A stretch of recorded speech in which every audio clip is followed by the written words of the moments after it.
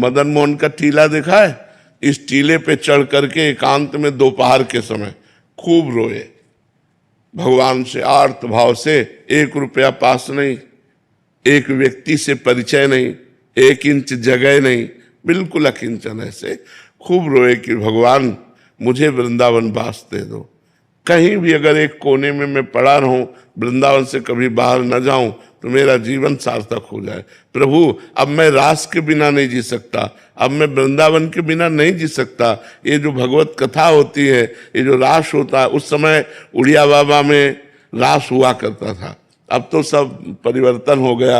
ये स्वामी रासाचार्य श्री राम स्वरूप जी का पांडाल, यहाँ रास होता, वो पांडाल टूट गया। अब तो बड़ा समय आधुनिक आ गया है, जगह जगह बिल्डिंगें, नहीं तो बहुत लता पता सब। रोए बच्चा, जब खूब रोए, घंटों रोए, और रो करके सोचा कि अब चलो काशी चलते हैं, पुनः जैसा हमारा जीवन था। तो जो ही उतरे तो एक छोटी सी इतनी बड़ी लाली गौर वर्ण की हमारा चला पकड़ा, दोपहर का समय था, और बस ऐसे घूमने लगी चारों तरफ और बोले थी जाएगो बाबा जाएगो।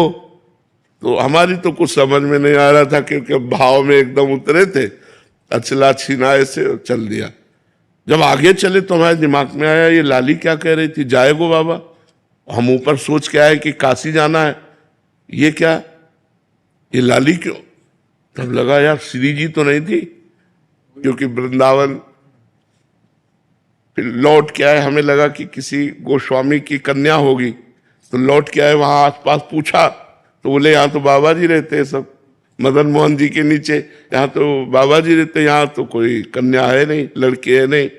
बस हमारे समझ में आ गया कि हमारी लाडली जू हमारे छोर को पकड़ लिया। जिस आश्रम में हम रहते थे उस आश्रम में गए तो पहले से एक संत खड़े थे। उन्होंने कहा बाबा एक महेशानंद गिरी जी संत हैं, आप उनको नहीं जानते, उन्होंने आपको देखा है, वो आपसे मिलना चाहते हैं। उनका क्यों, जब जानते नहीं तो क्यों मिलना? बोले हमें पता नहीं, लेकिन आपको बुलाया है।